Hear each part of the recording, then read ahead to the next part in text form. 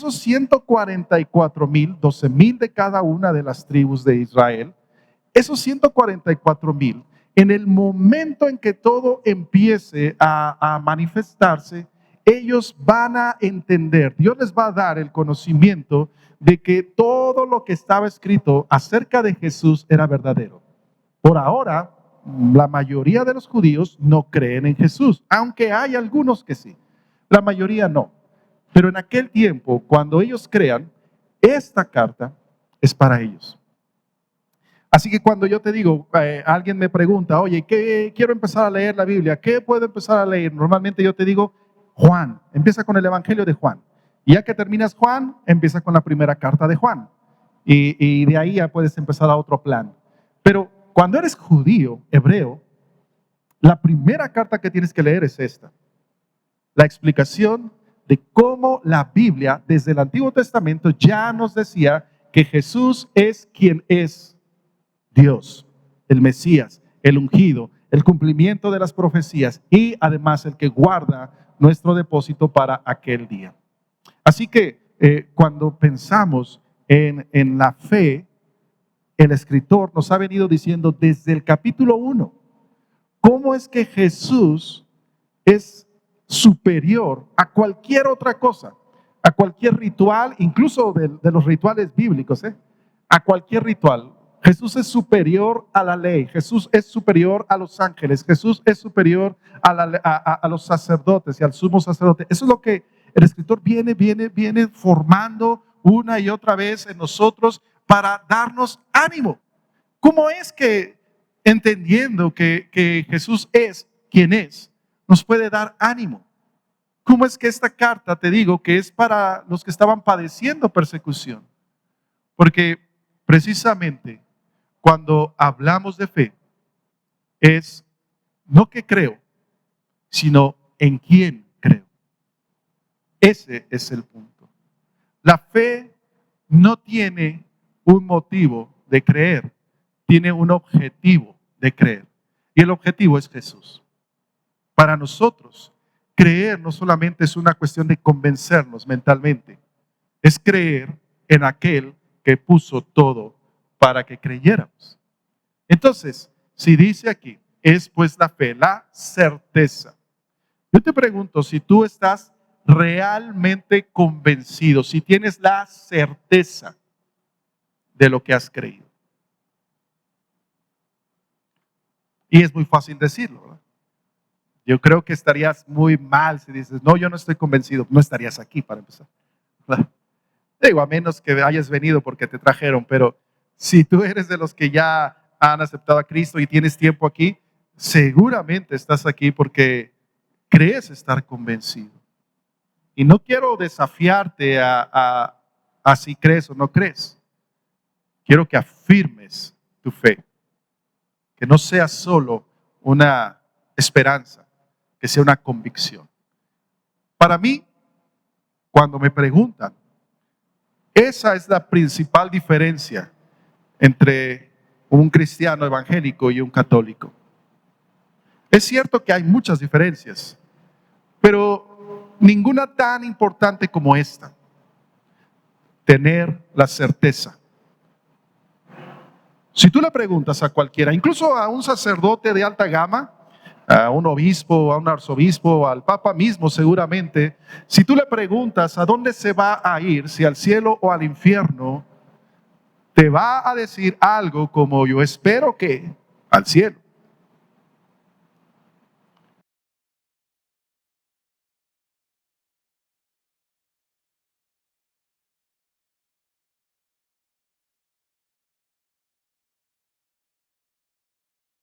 Porque te va a tachar de ególatra, de vanidoso. Y te va a decir, ¿cómo puedes tú estar seguro si nadie es tan bueno como para ir al cielo? Y eso es porque la diferencia es que ellos hablan del sacrificio de Jesús, lo entienden, lo han recibido y seguramente en alguna manera lo han creído, pero no están seguros. Si estuvieran seguros, entenderían que no hay nada que podamos hacer para ir al cielo, ni bueno ni malo, no hay nada, no se puede. Por eso veníamos hablando de la gracia. Y la gracia se dio por amor. Y por la gracia y por el amor se cumplió la justicia, no en nosotros, sino en Jesús. Y porque la justicia ya se cumplió en Jesús, entonces nosotros tenemos la fe de que iremos al cielo por Jesús, por lo que Jesús hizo. Entonces, al contrario, si tú no estás seguro de si vas al cielo o al infierno, lo que estás haciendo en realidad, déjame ponerlo de esa manera, pero lo que estás haciendo en realidad es ofender a Jesús. Porque Jesús vino, murió en la cruz por tus pecados. El castigo de nuestra paz fue sobre él, dice Isaías 53, y por su llaga fuimos nosotros curados. Todos nosotros nos descarriamos como ovejas, cada cual se apartó por su camino, mas Jehová cargó en él el pecado de todos nosotros, ¿verdad? Lo creemos, lo decimos. Y si tú todavía tienes la duda de que si vas a ir al cielo o no, significa que no crees que eso haya sido suficiente. Déjame ponerlo en otros contextos para que lo ubiques tal cual es lo que estás haciendo. Porque muchas veces decimos que sí creemos, pero cuando actúas con esa duda es como decirle: Jesús, sí creo que viniste, sí creo que moriste por mí, pero yo necesito hacer algo para ser salvo. Oye, hijo, pero yo ya lo hice. Sí, gracias. Pero entonces, ¿qué tengo que hacer para ser salvo? No puedes hacer nada. Solo es por gracia, por medio de la fe. Ok. Entonces, ¿cómo le hago para ser bueno, para alcanzar el cielo? ¿Entiendes? La mayoría vive ese tipo de fe. La mayoría vive en una incertidumbre más que en una fe. Pero a los que hemos vivido y confiado en la fe, por eso no nos amedrenta nada de lo que esté pasando. Porque, claro, si duele, no digo que no digo que seamos de palo y nada nos tumba. Sí, claro, hay veces que hay cosas que nos ponen de rodillas y nos ponen a llorar. Sí, es cierto. Pero no nos amedrenta. No nos deja sin esperanza. No nos deja sin fe. Porque eso es lo que el apóstol Pablo nos dice allá en Romanos capítulo 8, del cual vamos a estar leyendo algunos pasajes que te convendrá leerlo. Pero él dice, por lo cual estoy seguro de que las aflicciones del tiempo presente no son comparables con la gloria venidera que en nosotros ha de manifestarse. No sé qué problemas hayas pasado en la vida. No sé cuántas injusticias hayas vivido o estés viviendo hoy. No sé cuántas heridas tengan tu corazón. No sé cuántas dudas te hayan asaltado durante mucho tiempo. No sé cuántas veces te hayas sentido desprotegido, desvalido. Pero quiero decirte algo. Todo eso, junto, dice Pablo, no es nada comparado con lo que vas a recibir. Comparado con la gloria venidera que en nosotros ha de manifestarse. Y Pablo utiliza unas palabras muy precisas. Él dice que hay una gloria y esa gloria está por venir. Pero él dice que ha de manifestarse. Porque lo que sucede es que tú ya tienes esa vida. Porque dice la escritura ya en 1 Juan, el que tiene al Hijo tiene vida. No es algo que va a pasar en el futuro, es algo que ya pasó, pero todavía no se manifiesta. Todavía estamos en este cuerpo. Somos espirituales, pero vivimos en este cuerpo. Ya somos salvos, pero todavía tenemos estas luchas. Ya hemos sido purificados, pero todavía tenemos la tentación. ¿Me entiendes? Todavía no se manifiesta esa gloria. Pero Pablo dice, estoy tan seguro de lo que va a pasar, que lo que hoy estoy viviendo, y mira que Pablo sabía de lo que hablaba cuando dice las aflicciones del tiempo presente. Y se lo está diciendo a personas que saben de lo que está hablando. Porque cuando les está hablando a los romanos, en tiempo de la iglesia perseguida, en ese tiempo en donde la mayoría o muchos de ellos, de los que estaban leyendo la carta a los romanos, tenían familiares que habían sido despedazados por las bestias, tenían mujeres que habían sido abiertas y sacado del vientre sus bebés, tenían familiares que habían sido quemados como antorchas para que Nerón pudiera pasar por ahí y tener alumbrada la calle. Ese tipo de cosas atroces. Pablo dice, mira, aún eso no se compara con lo que ha de venir. Amado, eso no se puede creer si no tienes fe. Esa clase de cosas son incomprensibles si no tienes fe. Y todos nosotros nos hemos visto en algún momento, yo creo, en donde nos preguntamos, ¿y por qué Dios permite tal o cual cosa? ¿Y por qué pasa esto? ¿Por qué pasa? ¿Cuál es el propósito de esto? Y todos nosotros hemos batallado con ese tipo de cosas. Y es entonces cuando se hace necesario, indispensable, la fe. No una fe superflua, una fe ciertísima, no una fe esperanzadora. Hasta la gente, hasta la humanidad ha tenido ese tipo de fe todo el tiempo. Por eso existen dichos como no hay mal que por bien no venga. Pues sí pues ojalá. Tenía un amigo que cuando algo malo le pasaba, no sé de dónde había sacado esa frase, pero decía, pero en verano estoy solo. Era como una manera de él de darse ánimo, que cuando estuviera en verano sus papás no iban a estar, iba a hacer lo que le diera la gana, ¿no? Era como él se refrescaba cuando pasaba cosas malas. Y siempre decía, pero en verano estoy solo. Pero ese no es ese tipo de fe. Es pues la fe, la certeza de lo que se espera. La certeza tiene que estar basada en algo. Y aquí es donde vamos más allá del concepto religioso. Porque el concepto religioso es la fe ciega. Tú solamente créele a Dios. Pero no es lo que nos ha estado diciendo el escritor. Mira, vamos tan solo a avanzar un poco hacia atrás en por qué dice es pues. Concluimos pues. Vamos al capítulo 10. Tendríamos que estudiar toda esta carta para explicarte lo que hoy vamos a explicar, pero tan solo vamos a unos pasajes aquí claves, considero yo, para explicarnos este tipo de fe. Voy a comenzar en el versículo 10, aunque el contexto es más amplio, pero en el versículo 10 dice, Hebreos 10:10, en esa voluntad somos santificados mediante la ofrenda del cuerpo de Jesucristo, hecha una vez para siempre. Él ha estado hablando y va a seguir hablando acerca de los sacrificios que en aquella época todavía se hacían. Uno iba cuando había pecado, entonces llevabas un animalito y ese animalito, después de haberlo dedicado al Señor, tú ponías tu mano en la cabeza de ese animal.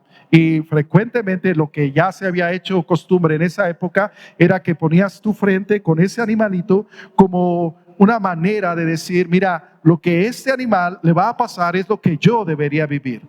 Yo debería ser el sacrificado, pero por el Señor, porque Él ha puesto este animalito, yo paso mi pecado a este animal. Ese era el concepto. Y entonces una vez que le ponías la mano y le pasabas tus pecados, entonces el animal era degollado. Y toda la sangre era puesta en un lebrillo. Y entonces había una serie de rituales en los cuales, eso está en la Biblia, ya en Levítico capítulo 1 hasta el capítulo 5, ahí viene toda la explicación de los sacrificios. Una vez que hacías esos sacrificios, tu pecado había sido perdonado. Pero lo que aquí el escritor nos dice, sí, pero ¿y si vuelves a pecar? Tienes que volver a hacer otro sacrificio.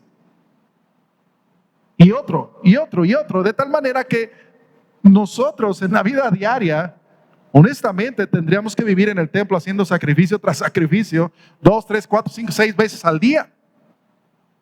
Eso es lo que se requiere, pero él está diciendo, ¿sabes qué? Pero eso era la sombra del sacrificio que habría de venir. Que así como tú transferías tus pecados a ese animalito inocente, perfecto, ahora nosotros transferimos nuestros pecados al Cordero perfecto, el Cordero de Dios, a Jesucristo. Y eso es lo que dice aquí. En esa voluntad, la voluntad de Dios, somos santificados, es decir, apartados. ¿Mediante quién? Mediante la ofrenda del cuerpo de Jesucristo, hecha una vez para siempre. Nuestra fe está fundada no en que creamos que podemos ser salvos. Está fundada en el hecho histórico, comprobable, de que Jesucristo murió por nuestros pecados. Está basada en hecho. Es el hecho más documentado, aunque sea el más ridiculizado. Pero es el hecho más comprobado de la historia. Solo el que no quiere lo niega, pero no con razón o no con conocimiento. Es el hecho. Pero luego dice también, continuando hablando de esta parte, y ciertamente todo sacerdote está día tras día ministrando y ofreciendo muchas veces los mismos sacrificios que nunca pueden quitar los pecados. Habla de que no que no seas perdonado, sino que no te quita la maldad, no te quita la tentación. Pero Cristo, habiendo ofrecido una vez para siempre un solo sacrificio por los pecados, se ha sentado a la diestra de Dios. De ahí en adelante, esperando hasta que sus enemigos sean puestos por estrado de sus pies. El sacrificio ya se hizo y va a tener un cumplimiento. Y eso es lo que dice allá Salmo 110. Él está citando Salmo 110. Hasta que un día todos sus enemigos van a ser puestos por estrado de sus pies. Mientras tanto, nosotros somos salvos por ese sacrificio. Y mientras tanto, la humanidad sigue siendo injusta, la humanidad sigue siendo malvada, el mundo está bajo maldición hasta que todos los enemigos hayan sido puestos por estrado de los pies de Jesús. Va a pasar. Va a pasar. Así que tenemos fe en un hecho histórico, que Jesucristo vino y murió por nuestros pecados, y tenemos fe en un hecho consumado, que Él vendrá otra vez a limpiar toda maldad, a restaurar todo. Esa es la fe. La fe está arraigada en el pasado y en el futuro. Y cuando las dos cosas están bien arraigadas, lo que hay en medio tiene solidez. Esa es la clase de fe que Pablo nos decía. Estoy seguro de que las aflicciones del tiempo presente no son comparadas con la gloria venidera que en nosotros ha de manifestarse. No porque, yo creo que va a venir algo bueno, no, porque hay algo pasado. Jesucristo crucificado y resucitado, porque aquí dice que está a la diestra del Padre, y hay algo futuro que se va a manifestar esa gloria. Y por lo tanto, lo que estoy viviendo hoy no tiene el mismo peso que lo que va a pasar. ¿Entiendes? La fe está bien arraigada en algo. Por eso Él nos dice que es una certeza. Además, dice aquí, porque con una sola ofrenda hizo perfectos para siempre a los santificados. Es decir, nosotros hemos sido purificados, hechos perfectos, llama aquí. Por eso decíamos, cuando un católico no cree, no tiene esa certeza de que sus pecados han sido perdonados, pues entonces, bueno, no solo un católico, yo decía que esa es la diferencia, pero también incluso creo que aquí algunos tienen ese mismo tipo de fe, no están tan seguros de que Cristo haya perdonado sus pecados. Cuando no tienes ese tipo de fe, entonces no eres salvo. Es necesaria ese tipo de fe. Dice el versículo 15, y nos atestigua lo mismo el Espíritu Santo, porque después de haber dicho, este es el pacto que haré con ellos después de aquellos días, dice el Señor, pondré mis leyes en sus corazones y en sus mentes las escribiré. Está citando Jeremías 31. Y añade, y nunca más me acordaré de sus pecados y transgresiones, pues donde hay remisión de estos, no hay más ofrenda por el pecado. Es decir, nosotros ya no necesitamos ofrecer más sacrificios porque eso ya se hizo en Jesús. Así que, fíjate bien, después de entender esto, después de que entender que por el sacrificio de Jesús y porque Él va a reinar para siempre, nosotros somos salvos, viene un así que. Es decir, la fe tiene una aplicación pasada, arraigada en algo, no es una fe ciega, decía Hebreos 11:1, es pues la fe, la certeza de lo que se espera, la convicción de lo que no se ve, está bien arraigada. Si tu fe no está bien arraigada, te falta crecer en la fe. Está bien arraigada en lo que va a pasar. ¿Cuál es el resultado de eso? Aquí nos dice, teniendo, versículo 19, libertad para entrar en el lugar santísimo por la sangre de Jesucristo, por el camino nuevo. ¿Quién dijo Jesús que era?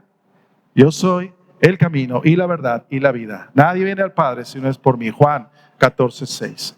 Por el camino nuevo y vivo que Él nos abrió a través del velo, esto es de su carne, y teniendo un gran sacerdote sobre la casa de Dios, acerquémonos con corazón sincero, en plena certidumbre de fe, purificados los corazones de mala conciencia y lavados los cuerpos con agua pura. Él está haciendo la aplicación de lo que Levítico, en especial Levítico capítulo 8, significaba.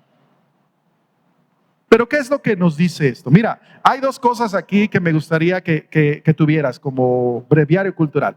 ¿Recuerdas que cuando Jesucristo murió hubo un gran terremoto y el velo del templo se partió en dos? Flavio Josefo, el historiador judío, nos cuenta cómo era ese velo.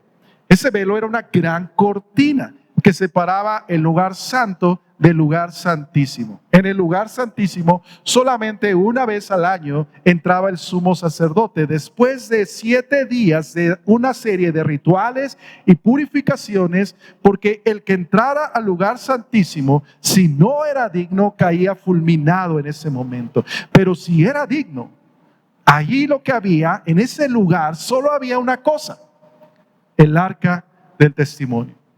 En esa arca, ahí encima había un propiciatorio y 2 querubines viendo el uno hacia el otro, y ahí se oía la voz de Dios.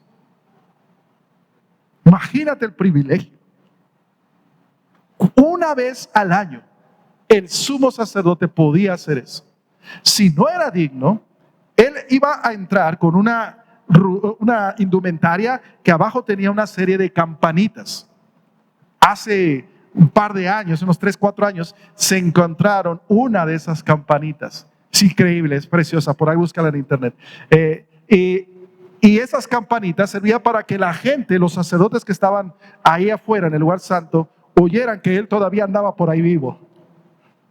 Y además entraba amarrado en su tobillo con una cuerda de grana. Y entonces este tipo entraba.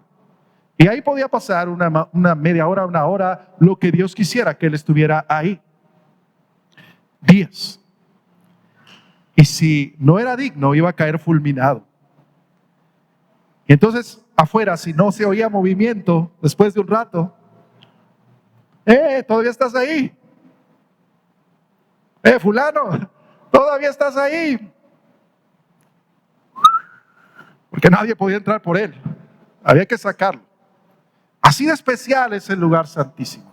Y ese velo que lo dividía, Flavio Josefo nos dice que estaba construido de tal manera que tenía de grosor un palmo menor, es decir, una tela de este grueso.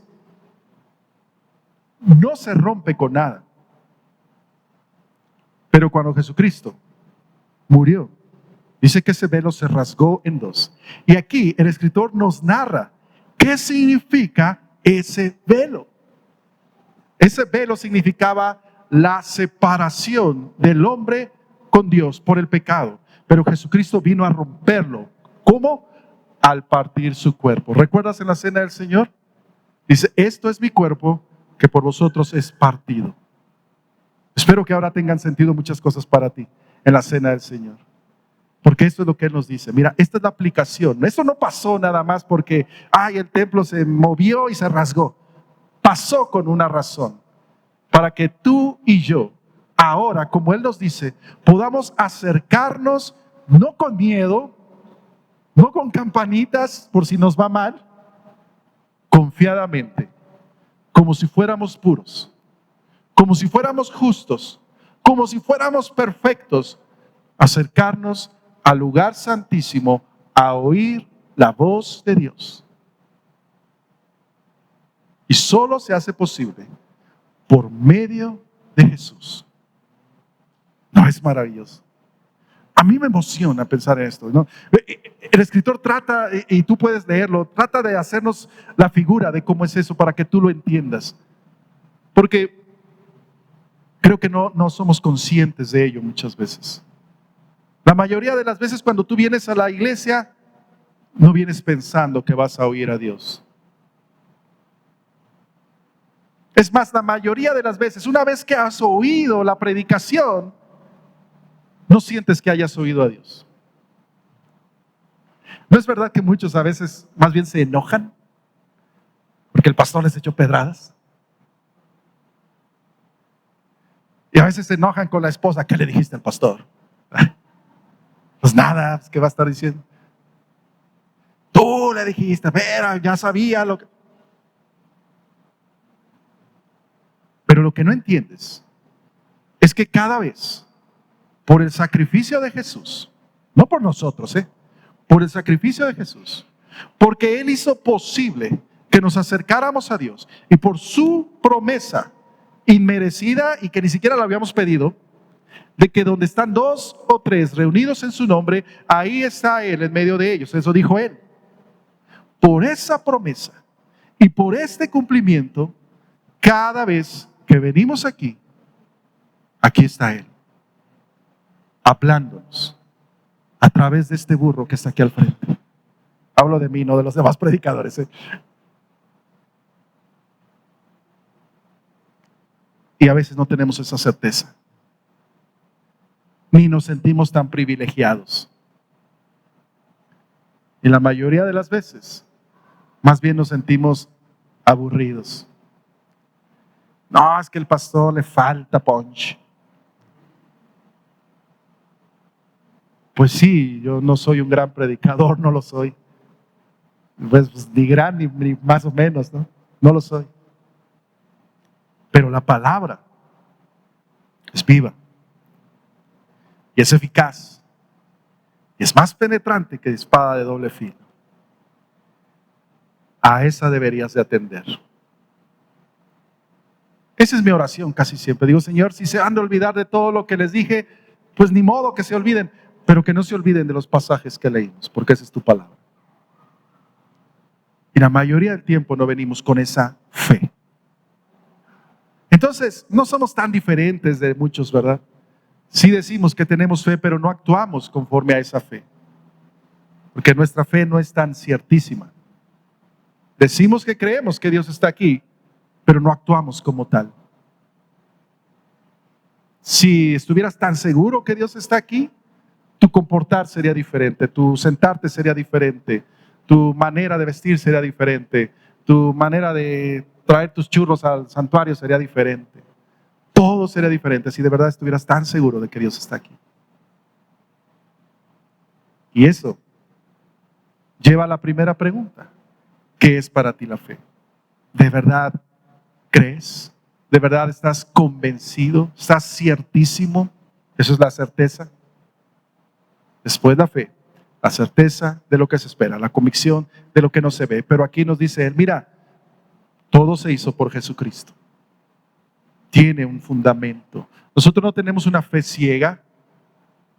Hay un fundamento para esa fe. Y ese fundamento está en Cristo, en su obra, en lo que Él hizo. Voy a leerte otra vez el 19, entendiendo lo que acabamos de decir. Así que, hermanos, teniendo libertad para entrar en el lugar santísimo por la sangre de Jesucristo, por el camino nuevo y vivo que Él nos abrió a través del velo, esto es su carne, y teniendo un gran sacerdote sobre la casa de Dios, acerquémonos con corazón sincero, en plena certidumbre de fe, purificados los corazones de mala conciencia y lavados los cuerpos con agua pura. Y hay un resultado además. Versículo 23, mantengamos firme, sin fluctuar, la profesión de nuestra esperanza, porque fiel es el que lo prometió.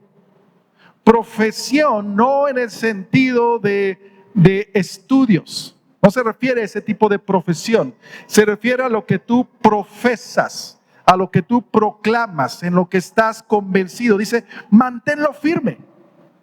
Dices que eres hijo de Dios, mantente firme en ello. Compórtate como tal.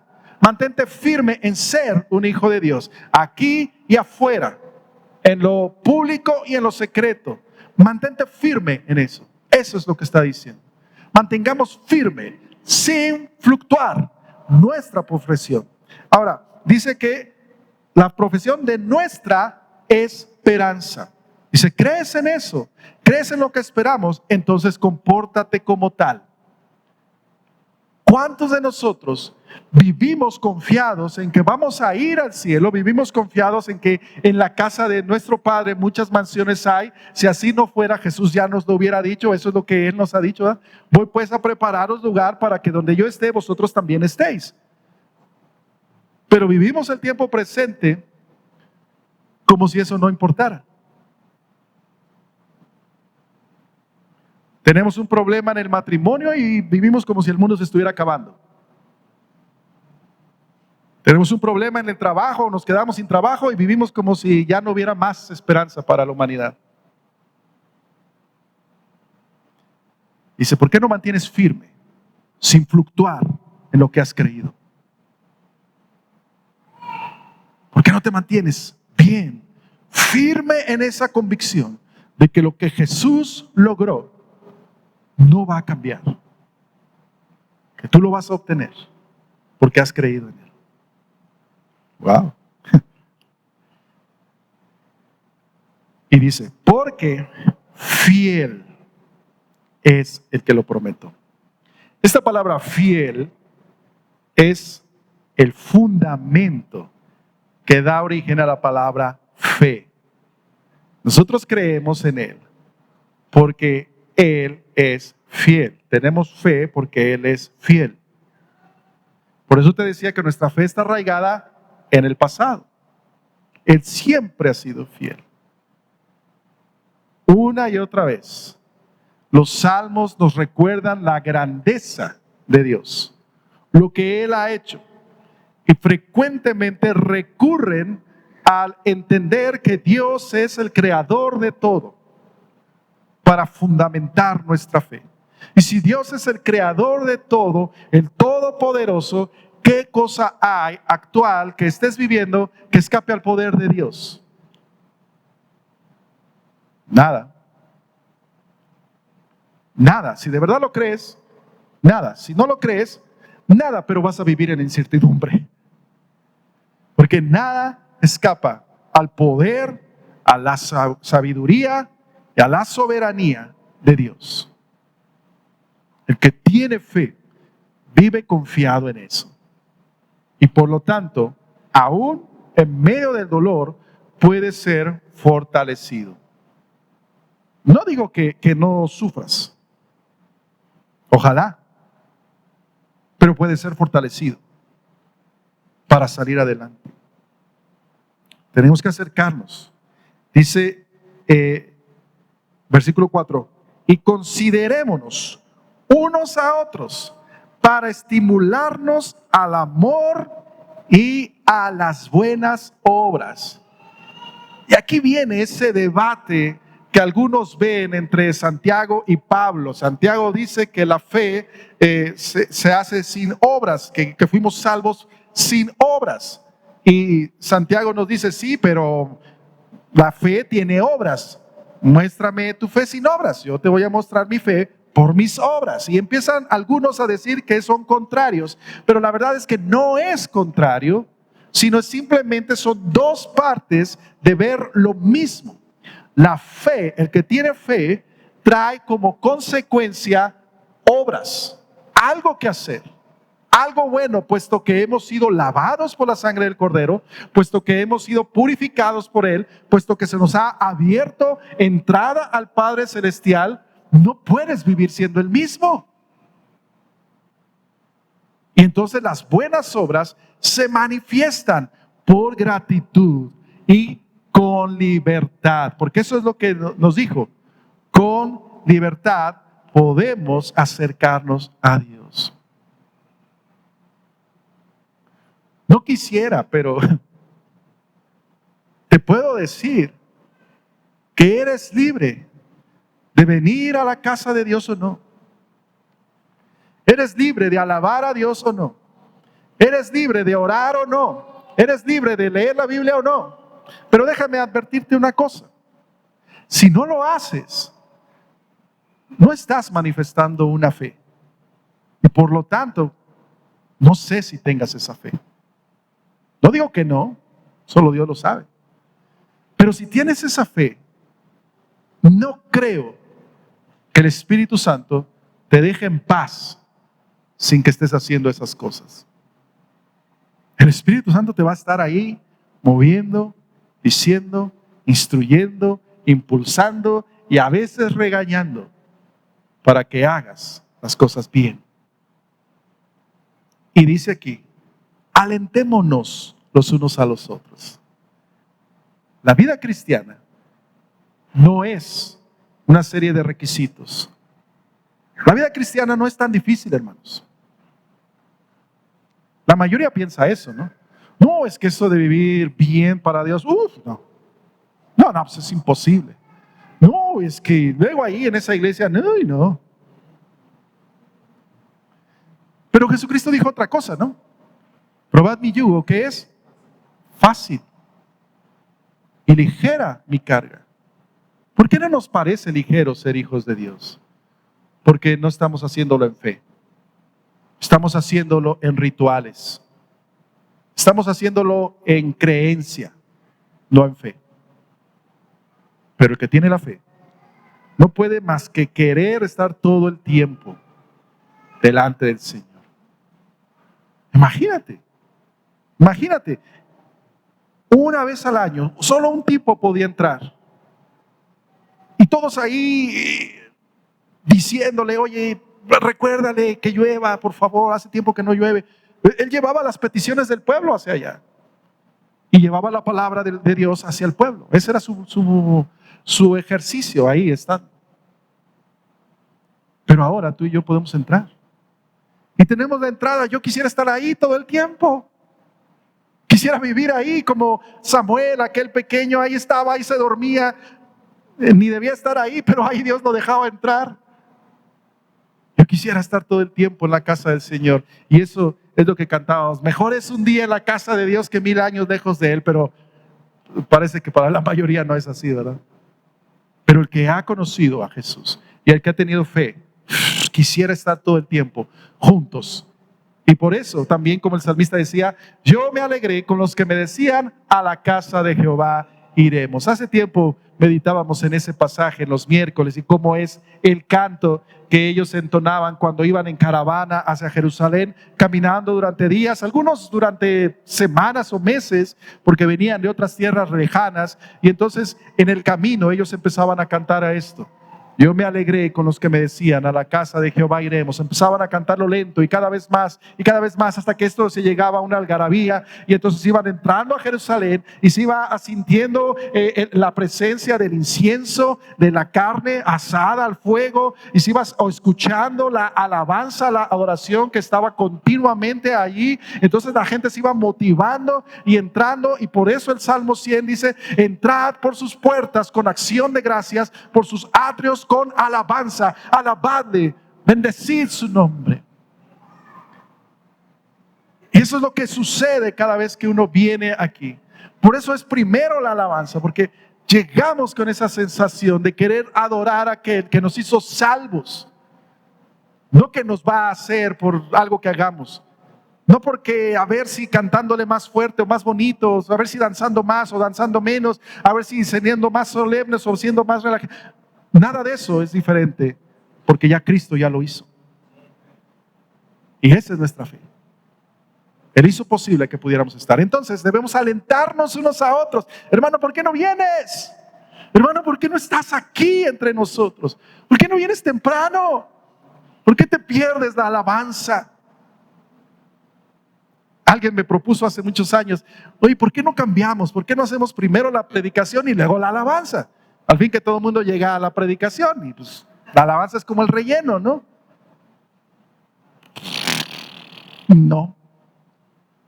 No, porque la Biblia dice que primero debemos entrar con alabanza. Así es como se llega al lugar santísimo. Cuando tú estés en alabanza, no es el tiempo de relleno, hermano. Y lo siento por los que están ya en la transmisión, porque ya ellos se lo van a perder. Aquí, en la alabanza, es el tiempo en el cual tú estás, si todavía traes algo del mundo, si todavía traes algo de tus preocupaciones, estás entregándolo a aquel que es digno, aquel que ya hizo todo por ti. Estás entregando tu corazón a Él en confianza, en certidumbre, en plenitud. Estás reconociendo lo que Él ha hecho y cantándole y preparando tu corazón para recibir lo que Él te ha dicho. Ese es el objetivo de la alabanza.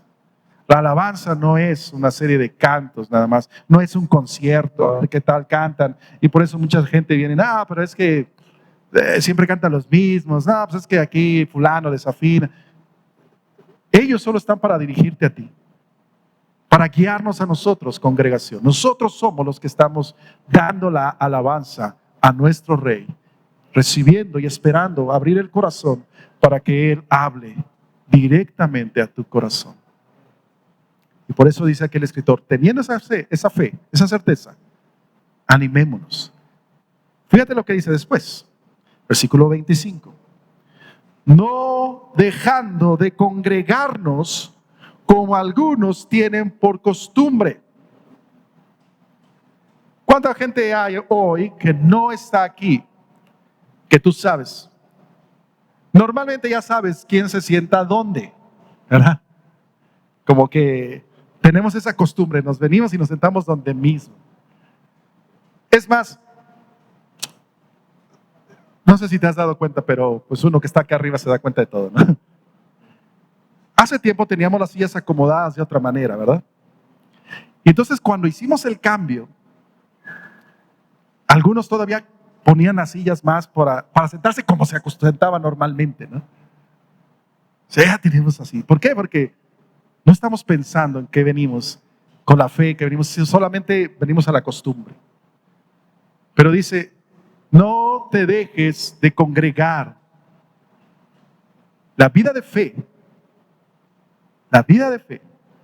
no se vive solo. ¿Entiendes? La vida de fe no es para que tú digas allá tú solito en tu recámara, bueno, pero yo sí creo. No, pero yo sí tengo mucha fe. No, pues bien por ti. Pero no es eso. La vida de fe se vive aquí.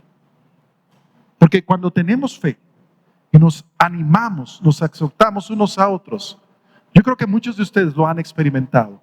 Tú vienes cargado, vienes con problemas, vienes mal y alguien te dará palabra de exhortación. No necesariamente el predicador, a veces alguien. Yo lo he experimentado porque a veces bastaba una sola palmada de alguien y que me dijera, estamos orando por tu mamá, para que Dios trajera un bálsamo a mi corazón.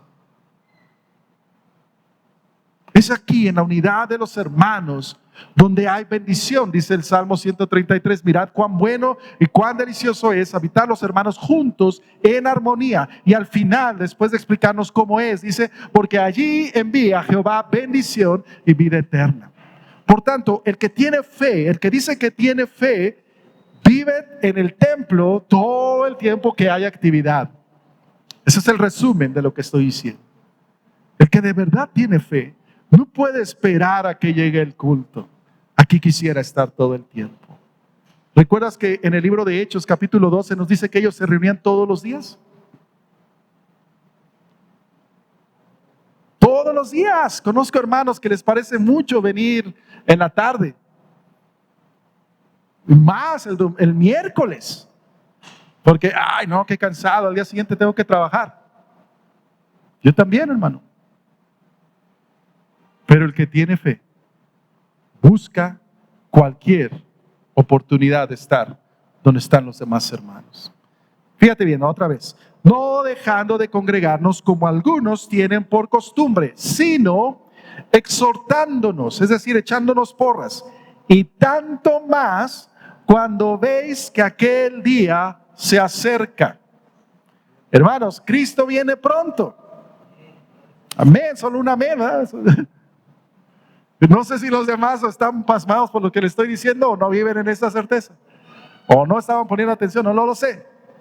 Pero Cristo viene pronto. Gracias. Ya se siente mejor. Y porque viene pronto, es urgente que seamos este tipo de gente. Es urgente que tengamos este tipo de fe. Porque sabes que el mundo está urgido de fe. Urgido. Aún en esta época en donde muchos dicen que nosotros tenemos una fe ciega, que no vemos, que no basamos nuestra fe en hechos.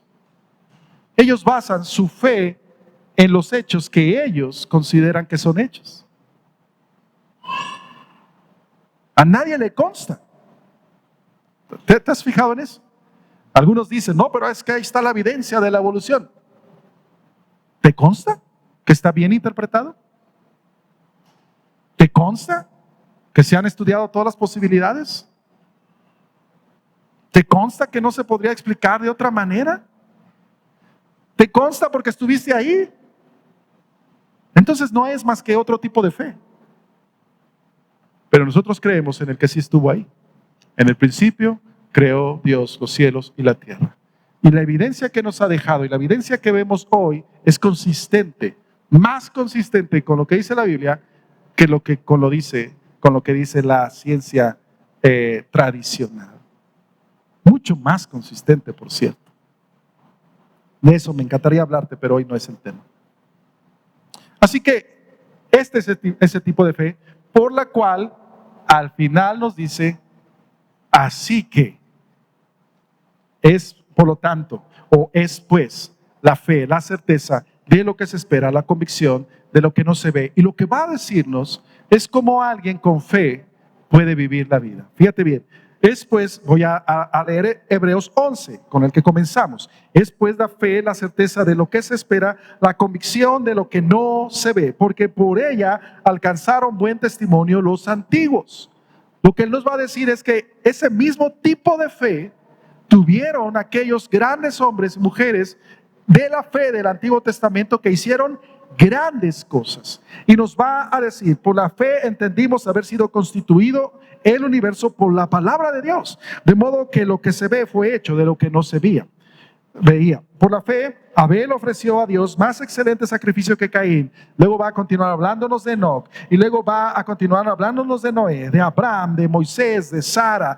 Va a continuar hablándonos de una serie de hombres y mujeres que hicieron cosas que nosotros no haríamos. Porque ellos tuvieron una fe, porque ellos vivieron esa certeza, esa convicción de lo que se esperaba. Pero no solo porque creían en Dios como tal, no solo porque estaban convencidos que Dios era así de potente, así de poderoso, sino que ellos, dice aquí este pasaje, voy a avanzar porque en este pasaje a mí me encanta, pero voy a dejarlo por ahí. Dice el versículo 39. Y todos estos, aunque alcanzaron buen testimonio mediante la fe, no recibieron lo prometido. Quiero hacer una pausa aquí. Todos estos hombres y mujeres de fe vivieron cosas impresionantes, hicieron cosas impresionantes, transformaron su mundo y transformaron el futuro del mundo. Por ellos nosotros estamos aquí. Por ellos muchos se animaron. Pero aquí nos dice algo tremendo. Ellos no recibieron lo que les fue prometido.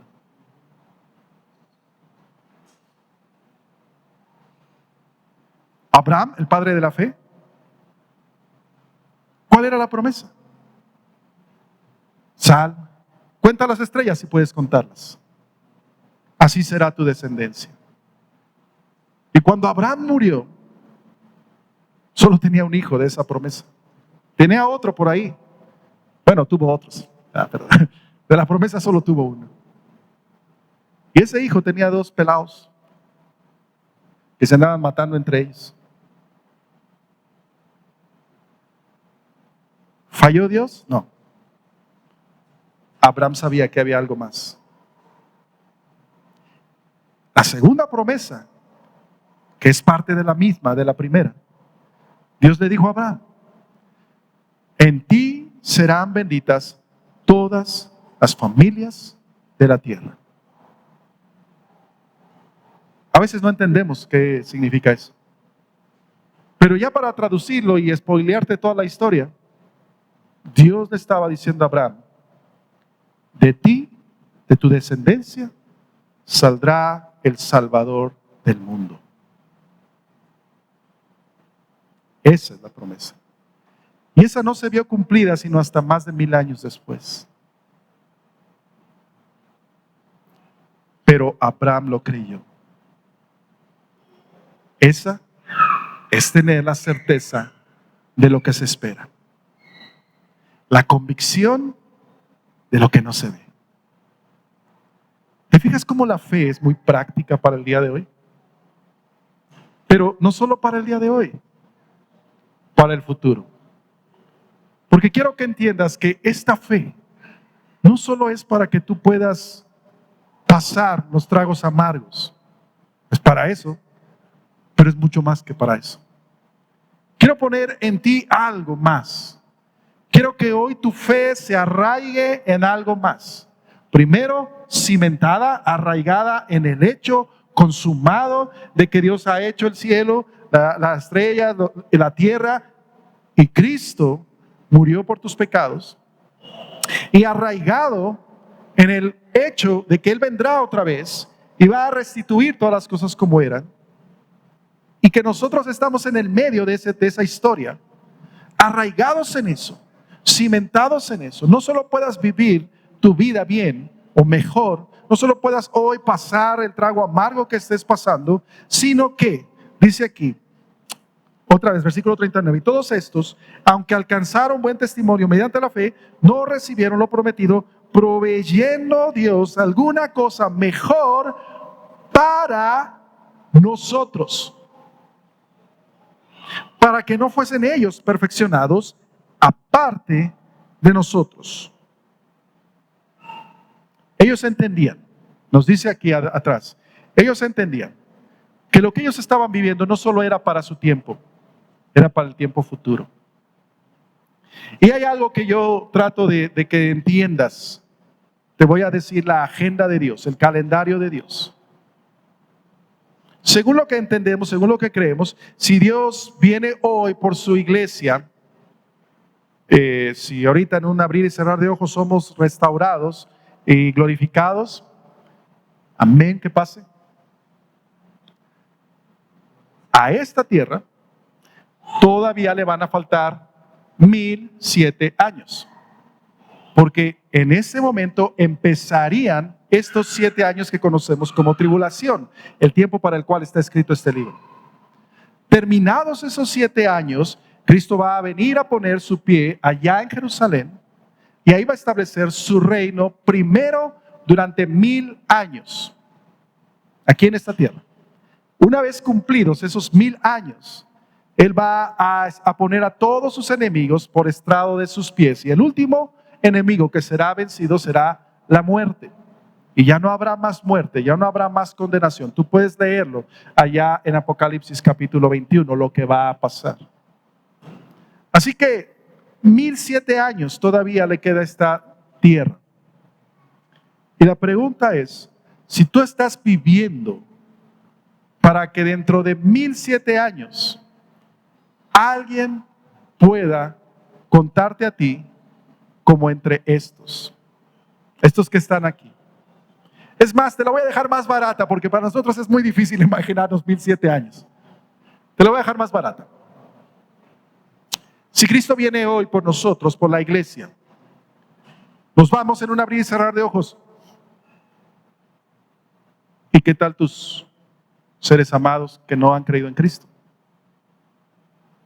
¿Qué tal tus amigos? Sabes, ellos ya no van a poder ser salvos por gracia. Para ellos está escrito este tiempo, esta carta. Por eso la advertencia que viene allá en capítulo 10 es, mira, para ese tiempo, si tú desechas esa gracia, ya no vas a ser salvo, ya no va a haber gracia. Por eso la mayoría de los pasajes que algunos hermanos interpretan como que la salvación se puede perder están en Hebreos, pero están en ese contexto, cuando ya no va a haber gracia. Ese es el contexto.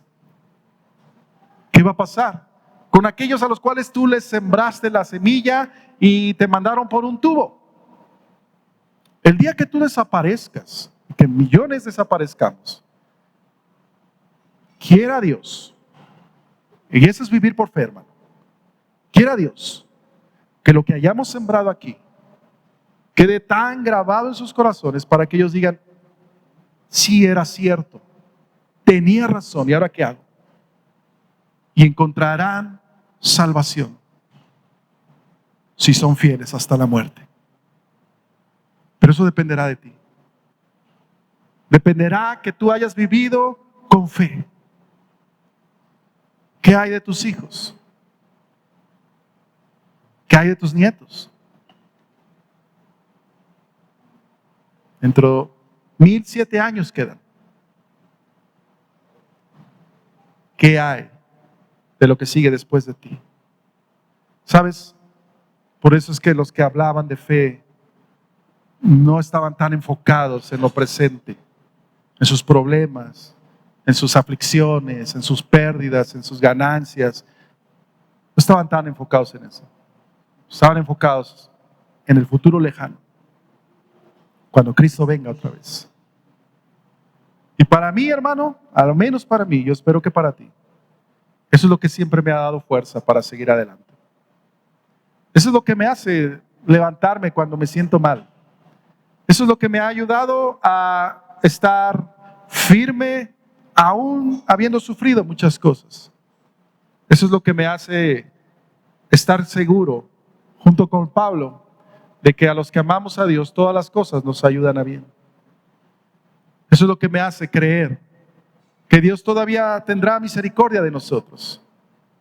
Eso es lo que me hace saber que Él no se ha olvidado de nosotros. Es esa fe. No es una ilusión. No es que yo sí tenga fe. Es que Él sí lo hizo. Ya lo hizo. Y solamente creo en lo que Él hizo. Así que voy a, en este contexto, leerte lo que dice Romanos 8. Ve conmigo a Romanos 8, porque con eso vamos a terminar. Pero quiero que lo visualices después de haber hablado de esta fe, de esta certeza de lo que estamos esperando y de esta convicción de lo que hoy no podemos ver. Voy a leer tan solo esta parte. Mira, lo que te acabo de decir está en el versículo 18. Por cierto, pues tengo por cierto que las aflicciones del tiempo presente no son comparables con la gloria venidera que nosotros ha de manifestarse. Solo para que lo subrayes y márcalo y ponlo ahí cuando estés con la capa caída, cuando te sientas mal, ahí acuérdate de ese pasaje. Mira, esto no es nada comparado con lo que Él nos va a dar. Pero bueno, tan solo te lo voy a dejar ahí. Pero dice aquí el versículo 28. Este también márcalo. Y sabemos que a los que aman a Dios, todas las cosas les ayudan a bien. No dice que todas van a ser bonitas, no dice que todas van a ser buenas. De hecho, como te expliqué hace un ratito, Él está hablando a personas que han sufrido en carne propia la injusticia de muchas maneras. Quien menos sufría, estaba sufriendo cuando menos de un imperio tan corrupto como nunca lo ha habido. Ni México es tan corrupto como lo que era este país en aquel tiempo. Cuando menos eso habían sufrido. Pero a ellos les dice, a los que aman a Dios, todas las cosas les ayudan a bien. Esto es, a los que conforme a su propósito son llamados, porque a los que antes conoció, también los predestinó para que fuesen hechos conformes a la imagen de su Hijo, para que Él sea el primogénito entre muchos hermanos. Y a los que predestinó, está hablando de ti y de mí, a estos también llamó. Y a los que llamó, a estos también justificó. Espero que esté hablando de ti y de mí. Digo, está hablando de mí, no porque yo haya sido bueno, sino porque tengo fe en eso. Pero espero que tú tengas esa misma fe. Has sido justificado. Y a los que justificó, a estos también glorificó. ¿Qué pues diremos a esto?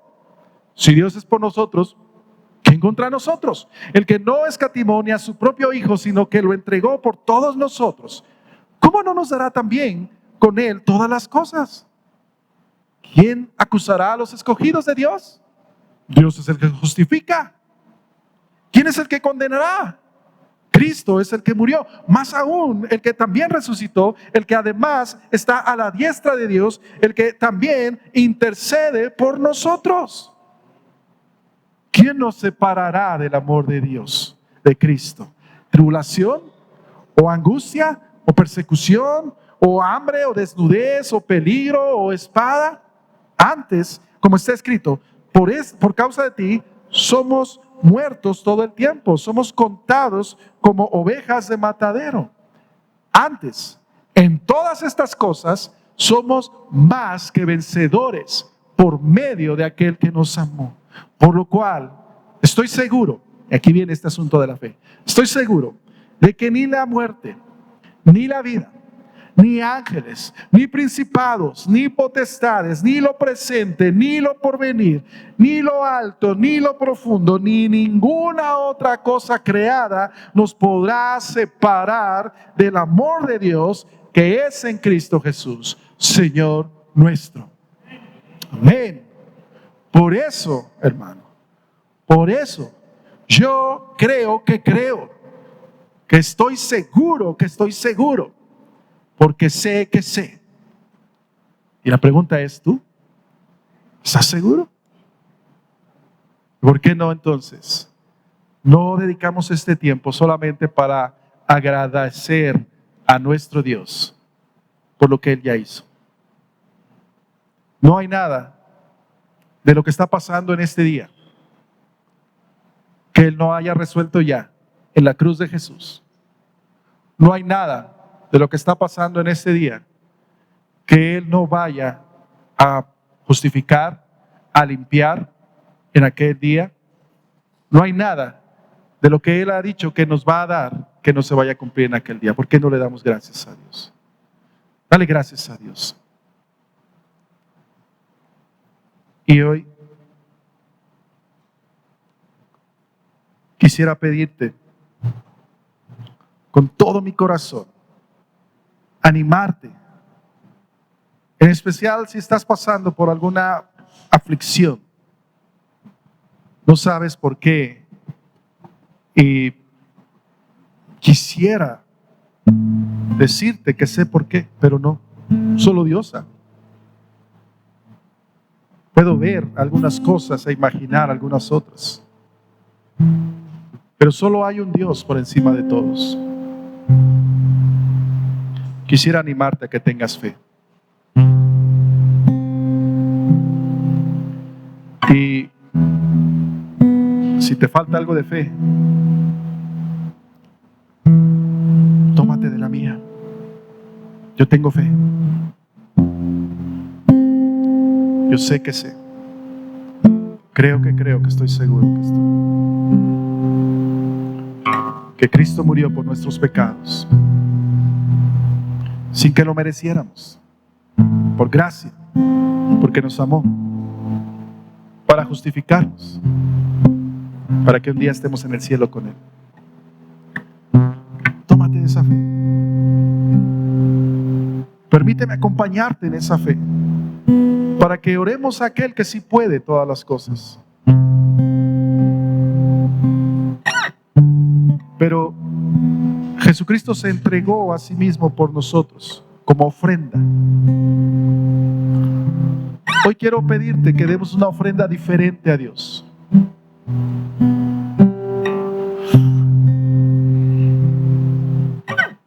Porque una ofrenda es ofrecer algo. Y cuando uno ofrece a Dios algo, uno ofrece lo mejor de lo mejor. Y esta es la ofrenda que te voy a pedir. ¿Será posible que hoy le entregues a Dios todos tus problemas, que no son lo mejor de lo mejor para ti, pero que serán tu mejor reconocimiento de que Él es Dios? ¿Será que hoy puedes decirle: Señor, mira, yo tengo una carga, tengo un dolor, pero al ponerlo en tus manos, lo hago reconociendo y alabando el hecho de que tú eres Dios? Yo sé que tú eres Dios. Yo sé que tú tienes poder. Yo sé que tú tienes misericordia. Y porque tú eres grande, mi reconocimiento es lo que yo no puedo hacer, te lo entrego. Puedes entregarle esa ofrenda al Señor hoy, dejársela aquí en el altar y decir: Señor, yo no puedo cargar con esto, pero tú sí puedes. Señor, yo no debo llevar esto. He tratado de resolverlo y no puedo, me canso, pero tú sí puedes. Y por eso te alabo. Y al dejarle aquí esa ofrenda, confiar en Él. Puedes hoy sentir que Dios es real. Puedes hoy sentir que el hecho histórico cambia tu realidad, tu presente. Si tienes esa fe, entrégasela a Dios. Dile: Señor, yo sí creo. Hoy ya no solamente es una ilusión. Hoy ya no solamente es un a ver qué pasa. Hoy decido, por lo que sé, por lo poquito que sé, decido que sí te creo. Puedes hacerlo. Díselo a Él con tus propias palabras. Díselo.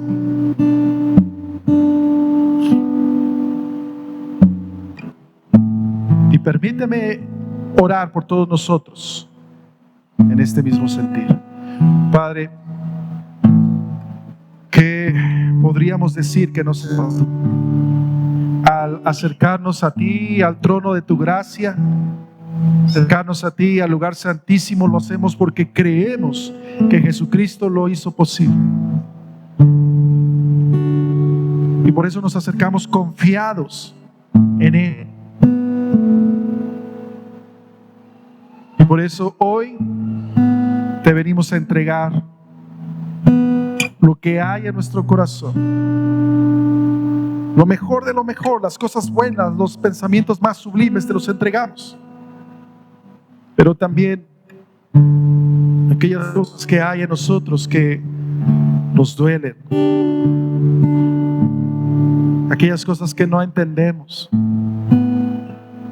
aquellas cosas que nos han hecho rascarnos la cabeza sin saber por qué, aquellas cosas que nos han lastimado tanto que ni siquiera hay palabras para explicarlas.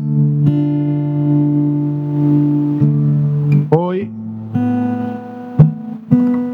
estando seguros de que Cristo pagó todo eso, hoy te decimos: recíbelo, porque Cristo ya lo pagó. Llévalo tú, Señor, porque solo tú eres Dios. Y confiamos en ti. Hoy te decimos: ya no queremos cargar toda esta carga que traemos. Pero tú dijiste que te dejemos nuestras cargas y nos harás descansar. Quiero pedirte que traigas descanso hoy al que está cansado, al que viene sin esperanza, al que viene con temor, al que viene con dolor, al que viene con enojo, al que viene con resentimiento. Hoy, Señor, dale esperanza, dale fe, dale certeza. Y te lo entregamos todo para que tu nombre sea alabado. Esta es nuestra ofrenda. Que sea reconocido tú, que seas tú el que sea alabado en nuestras vidas, por medio de saber que en todas estas cosas somos más que vencedores por medio de aquel que nos amó.